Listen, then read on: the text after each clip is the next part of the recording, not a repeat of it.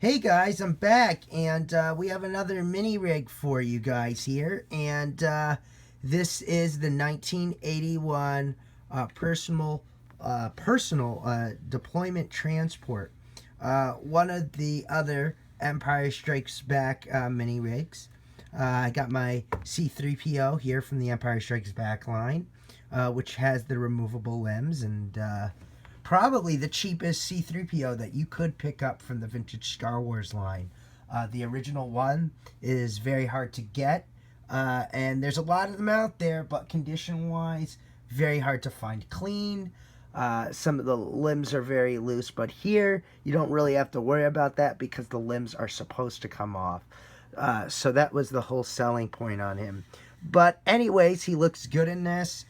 I got this because this reminded me of the scene in Empire Strikes Back when, you know, the droids are getting put in the X-Wing, especially R2. And I didn't get to grab my R2 at the moment, but I wanted to put my C3PO in here. And there's other room here for another droid. As you could see, here's the classic plastic backpack for C3PO, but you could see. So on this one, since this is a vintage Star Wars restoration, and I'll take C3PO out so he doesn't fall out. Okay, yeah, I'm gonna need to take him out for a moment. So since this is another vintage Star Wars restoration, what we needed to really replace on here, a lot of the stickers. This was a little bit more beat up than the MLC 3 vehicle, another mini rig that video is on here on my channel. So a lot of the stickers needed to be replaced. Here's one of the survivors was this, but pretty much everything else needed to be scraped off and cleaned off. And you know, unfortunately, you know, stickers are usually the first thing to go on these vintage toys here, and it's sad, but you know what, that's the consequence of buying loose. And the consequence also of buying it in mint and box is that the stickers can fall off the sheet because, you know, these toys are over 30 years old now. This is actually 35 years old, believe it or not. And it is in actually pretty good condition for what's, you know, the condition that it is. It just has yellowing spots over it. Obviously, that doesn't really bother me. Just shows you that this is the real deal.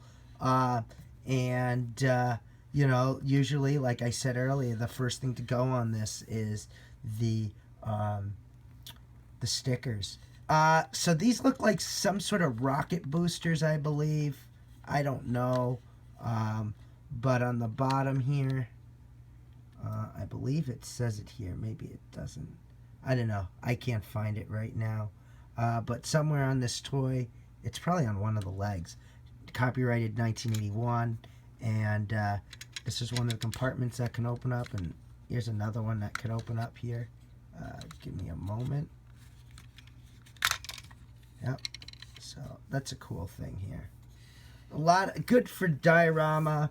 I wasn't really drawn to this when I first started, you know, vintage collecting, but since I downsized a lot and sold a good chunk of my vintage vehicles and really only kept the figures, I said, you know what, maybe to make up for that, I'll get some of the vintage vehicles that I never really thought were cool, but now they are cool. And obviously I've gotten those vintage vehicles already back, but in modern form because it was cheaper and easier to maintain. Now, as I was saying, the only way you could probably get a guarantee on these vintage toys, especially something like this, sorry, it's just me holding this. The only guarantee you could get on these vintage toys is if you get it sealed in the box, and from that point you're sure you're not going to open it because, you know, it's several $100s. But overall, very cool piece here. You can't really complain. It really goes with an Empire Strikes Back diorama. It's vintage. You know, it's from Empire Strikes Back. It just can't get any better than this. They wouldn't make something like this today. And just holding this in my hand, you could really tell the quality that Kenner did with their toys, you know, 30 plus years ago.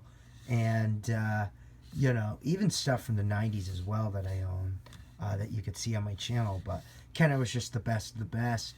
But anyways, guys, I think I paid for this around 12 to 15. It was fun restorating. Got it from a typical guy that I get my repro stickers from, and I'll send you his link below. And yeah, guys, if you do find one intact, you'll probably pay $30 or more, maybe $25 to $30 or a little bit more. If it has all its original stickers, sometimes they may sell it even more because it's Empire Strikes Back, and you know, this is very hard to find loose in good condition and boxed as well. But anyways, guys, this is part 2 of this, and I know it was long awaited, and we'll have more videos to show you guys. And thank you for watching.